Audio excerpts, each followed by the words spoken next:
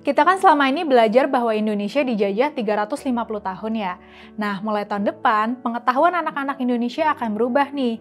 Ini karena buku sejarah Indonesia akan ditulis ulang oleh Kementerian Kebudayaan Indonesia.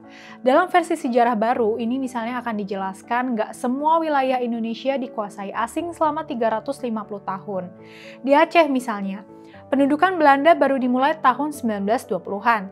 Jadi, Aceh hanya dijajah selama kurang lebih 25 tahun. Begitu juga dengan banyak daerah lain di Indonesia. Menarik kan?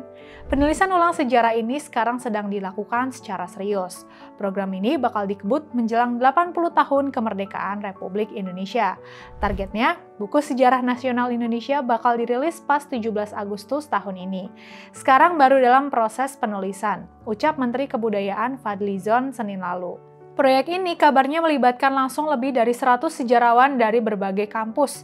Di bagian buku sejarah lama, di revisi terbaru ini bakal ada bagian-bagian sejarah yang direvisi, ditambahkan ataupun diluruskan mengikuti hasil kajian para ahli.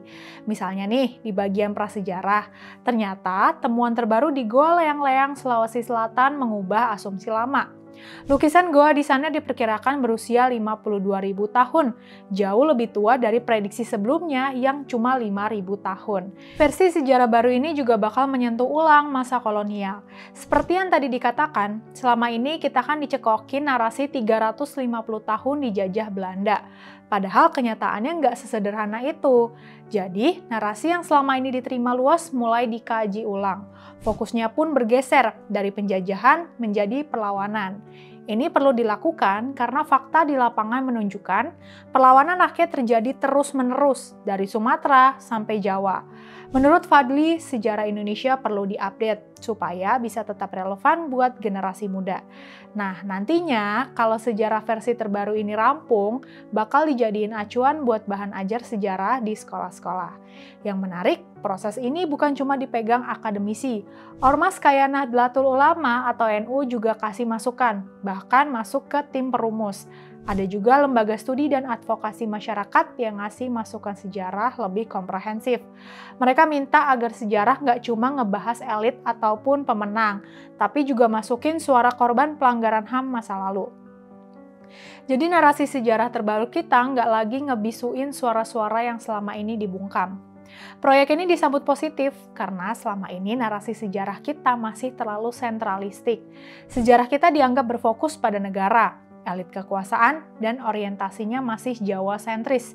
Jadi harapannya sejarah kita bisa ditulis lebih demokratif, representatif, dan inklusif. Tapi di sisi lain juga ada yang skeptis sama proyek ini. Banyak netizen khawatir sejarah malah dibersihkan dari sisi gelapnya. Ditunggu seperti apa sikap pemerintah tentang Super Semar dan tragedi 98. Tulis netizen. Jangan lupa masukkan budaya korupsi sejak dahulu kala, bahkan upah buruh dari Belanda pun dikorupsi. Tulis netizen lainnya. Kita harapkan penulisan ulang ini akan memberi sejarah Indonesia yang lebih jujur ya. Dan kalau itu terjadi, sejarah akhirnya bisa bermakna. Bukan sekedar hafalan, tapi cermin jati diri bangsa.